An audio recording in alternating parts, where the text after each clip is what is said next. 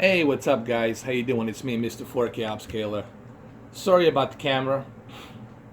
This is Samsung KS8000, and you're looking at Transformers: The Last Night 4K UHD Blu-ray disc on Samsung KS8000. The reason I'm doing Samsung KS8000 first is because it has a higher peak brightness and full wide color gamut of colors. Okay, but before we jump into calibration process and all of that, there's something I want to say really quick before we start this video.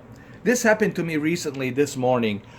I usually don't go to Starbucks that often. Sometimes once in a while I go in there to have something, like maybe Frappuccino or whatever. I usually have my own brewing machine, my own espresso brewing machine, and my big giant coffee cup, right? Where I make my own, brew my own coffee. I like my own coffee, okay? But once in a while, I would stop by Starbucks. Anyway, I walk inside the Starbucks, and she asked me, "What do you want?" I said, "Oh, I just want the Frappuccino, the one over there. It's what, $7.49, the large one." I said, "Okay."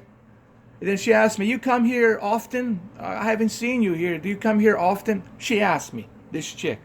She looks like she's 24, whatever, 25, whatever. Anyway, she asked me, "You come here often? I haven't seen you." I said, "Depends, once in a while. There's many different Starbucks around here. Sometimes I'll come into this one." "Oh, okay." And then I said, she goes like, "Do you normally go with the large size or medium size?" I said, "No, normally." That's what she asked me. I said, "Depends. Depends how much caffeine I need. But usually I have my own. I have my own brewing coffee machine, and I have my own large coffee cup. And believe me, mine is much bigger."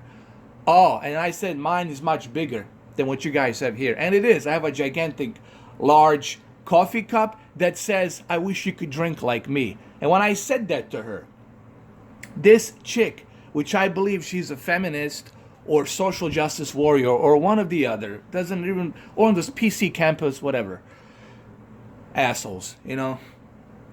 And then she goes like, "Well, that's kind of rude to say that." I said, "Well, how is that rude?"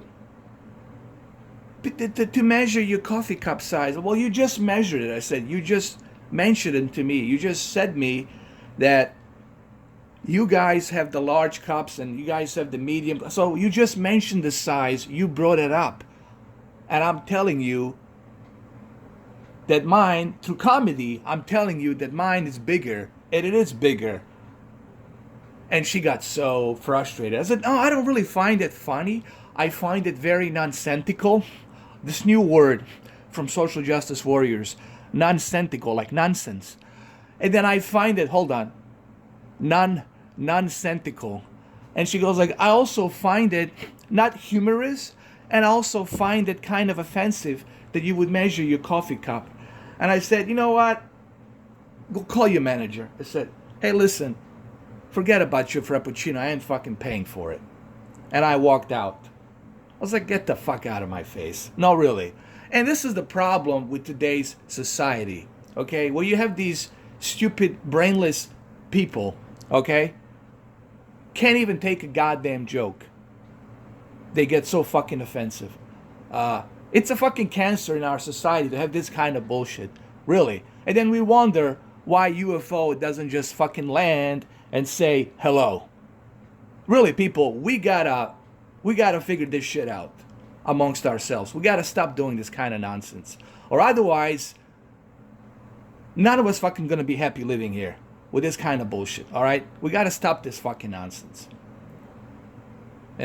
If you can't take a fucking joke, well, fuck you. Why the fuck do you even exist?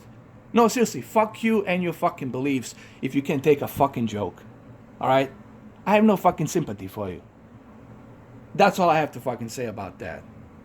And this shit it's driving me fucking crazy. By the way, I'm not alone in this.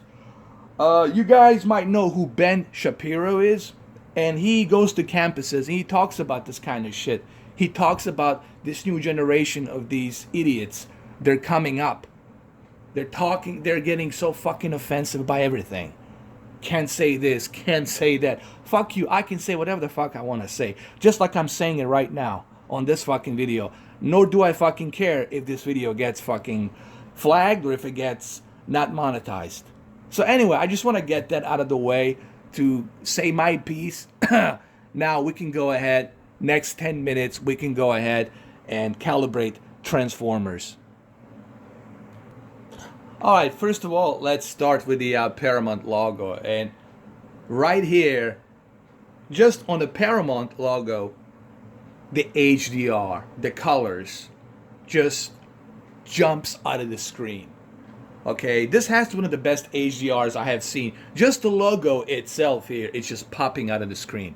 Now, I just want to say something that Paramount Studios doesn't have any relations with what I'm saying here, with my views about the social justice warriors and feminism and all that other bullshit. They have no relations with that, so, okay? I just want to, these are my own views. This is how I feel. It's the First Amendment. I have a right to express my views on bullshit. So that's what I'm doing. I'm exercising my First Amendment here to acknowledge the bullshit in our society. Okay?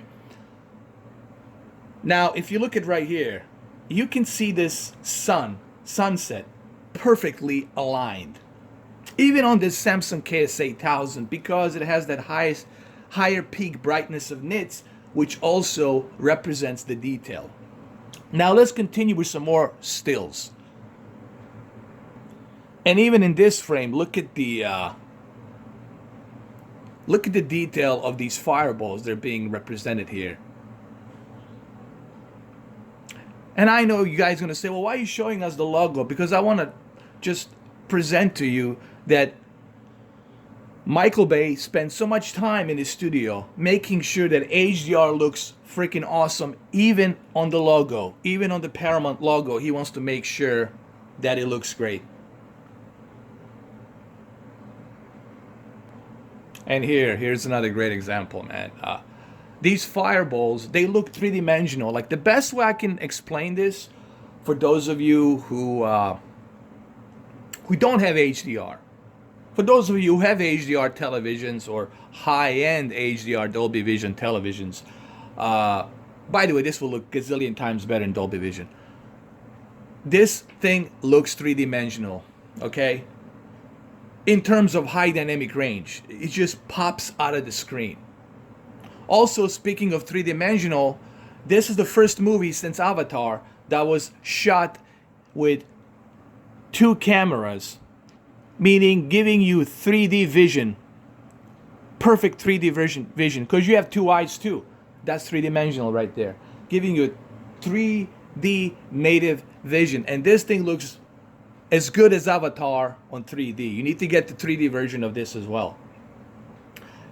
You can also use, if you don't have a 3D TV, you can use your PlayStation 4 Pro and PlayStation VR, and you can experience 3D on PlayStation VR, okay? Now let's go on to a next scene. Just look at the amount of detail you see even here. Look at the amount of detail that you see. You can see these Templars, these Knights, whatever they are. You can see every tiny little detail here. In the distance, in the background, every particle effect. You can measure and see the distance of the particle effect. You can see how many particles. You can count every and each single one of these particle effects coming from the ground. And that's how good it looks. And look at the HDR here. Just look how HDR is being represented here. Look at that fire in the fireball, man. It pops out of the screen. And I can only imagine how this looks in 3D, in a native 3D. But HDR here, HDR 10 looks fantastic. Now, imagine Dolby Vision. When you switch this to Dolby Vision, if you have an Oppo 203, you're in luck. This will look even gazillion times better in Dolby Vision. But this is definitely one of my favorite HDRs next to Blade Runner. I would say Blade Runner and Transformers The Last Night so far looks fantastic. Wonder Woman's okay. You know, Wonder Woman, it's okay. You know, it's nothing to brag about. It does have HDR effects on certain scenes here and there, but it's nothing like Bay explosive, you know, like HDR. I like to use the term Bay explosion, orgasm. And look, even here, look at that HDR being presented here. It just looks totally, totally ridiculous. The HDR in this movie, it's honestly, I can walk you through this for half an hour or 2 hours and still I wouldn't be able to do it justice unless you actually see this in person. I highly recommend you get this Transformers The Last Night. It looks fantastic on HDR. Let's do one more still, then I'm going to show you my calibrating process. And look at this scene right here. When the horse, it's running away from these fireballs. Look at this. Look at that detail on HDR. It's three-dimensional. It's the best word I can use. It's three-dimensional. It just looks, it pops out of the screen. And if you have an OLED C7, you're going to be just, wow, jaws dropped pretty much. And look at the particle effects detail here. Just look at this detail. It's just, these are special effects, and just look how detailed every and each effect here it's represented. That's because you have very good rendered, correct, high dynamic range. It's not some up-converted high dynamic range. This is an effort put into a movie to correctly represent that HDR. This is what Ridley Scott was talking about. This is what Michael Bay was talking about. A lot of movies are up-converted to HDR and they look overwashed. When you spend time in a studio and every and each scene you correctly render that HDR to its full potential peak brightness, that's what you get. Same thing with 3D. A lot of 3D movies are just up converted and they look kind of shitty on 3D. This movie was shot with 2 cameras, giving you a perfect peripheral vision so you can see exactly as you should in a 3D. That's what Michael Bay did here, and that's what James Cameron did on his Avatar. Both Michael Bay and James Cameron, they're friends, and they talked about this. Like, he doesn't like the up-converted 3D. He likes 2 cameras. IMAX 3D, 2 cameras running around. The first native, well, actually the second native 3D movie since Avatar to do this. It takes a lot of time to make this kind of a movie with 2 3D cameras, IMAX 3D cameras. Okay, so anyway, let's jump into one more still, and then I'm going to show you my calibration. And here, just look at this scene. Just look at the detail on this scene.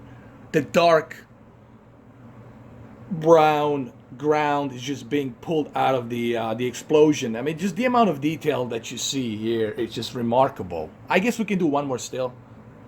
And look here, for example. Here's another great example right here. Just look at that HDR just popping out of the screen. Just popping out of the screen. All right, now it's time for me to show you my settings. Remember, when it comes to HDR, there's a couple of things that will always be set to maximum. And of course, I'm talking about backlit and contrast. Remember, backlit will always automatically go to maximum. Doesn't matter if you're using Dolby Vision or HDR or hybrid log gamma or Technicolor advanced HDR, it doesn't matter. Any HDR format, automatically TV is going to move it to the maximum. Backlit will be maximum and contrast will be maximum. So you'll never have to touch this. And I wouldn't mess with the brightness, because the reason it always stays at 50 because you already have a high dynamic range. You don't need to mess around with the brightness. You don't need to crush your deep dark levels. When you turn HDR on, you're already getting excellent deep dark levels. So don't mess with that. Sharpness, it's at 10 because I wanted this movie to get a little bit more of that touch of outline. But honestly, I would move it all the way to the 0. You don't need, especially on this 65-inch TV, you don't need sharpness to be outlined. Remember, you're already getting a high pixel density here. You don't need to outline this sharpness all the way, even to the 10. On the 4K movies, let this be a standard rule. Leave the sharpness at 0. And it's not just me saying this. You can ask Vincent from HD TV Test. You can go to Digital Trends. You can go to AV Forums. They all will tell you. Digital Foundry. They will all tell you. Leave it at 0. Leave the sharpness at 0. Okay, so we got backlit maximum, contrast maximum, brightness at 50, sharpness is 0. Color, again, this is a standard rule, leave it at 50. Ask any professional calibrator, ask Digital Trend, AV forums, Vincent from HDTV Test, Digital Foundry. They will all tell you, you already have a high dynamic range. You're already having those colors being represented in its true form. You don't need to mess around with the color. Leave it at 50. Why? Because you don't want to oversaturate your colors. Once you oversaturate your colors, well, guess what? You're losing that detail that was intended with high dynamic range. Okay? So you want to leave it at 50. Moving on to a digital clean view. With this new update, 1203, I always leave it on automatic. It just, there's no more skipping, delay on the judder. Judder, it's smooth here. Okay, it looks excellent. So you can keep this Auto Motion Plus. You can Keep Auto Motion Plus on automatic. Okay, there's barely any blur, barely any judder reduction. It doesn't exist anymore on this new update. I don't know how they did it, but I guess they used that processor. They used the full power of that processor, and now it works excellent. No blur, no judder. Barely any blur or judder, honestly. You'd be hard-pressed to find any blur or any judder. So keep it automatic. Digital Clean View will not affect this. It only affects it and turns it on if it detects a scrambled digital signal. Here, there's no digital scrambled signal. This is a high pixel, high bit rate movie, so this won't bother you. Leave this on automatic, okay? So that way you don't have to go back and forth. Smart LEDs at high to take the advantage of the peak brightness. And of course, you know my rule on this one. Color tone, I always keep it in the middle. Balanced, standard. Gamma, same thing here. You don't want to mess around with gamma. Trust me. If you mess around with the gamma and you go all the way down or you go a little bit higher, you're going to be crushing your deep dark levels. Don't do it. Leave it on balanced level. Because you're using HDR as it is. HDR is already giving you that deep dark levels needed.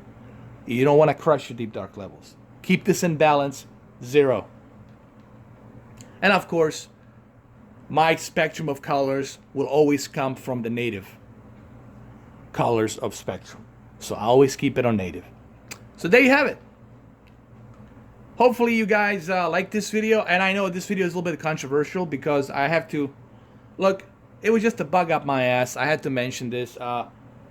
You know, we as a human beings, man, we gotta figure out the way to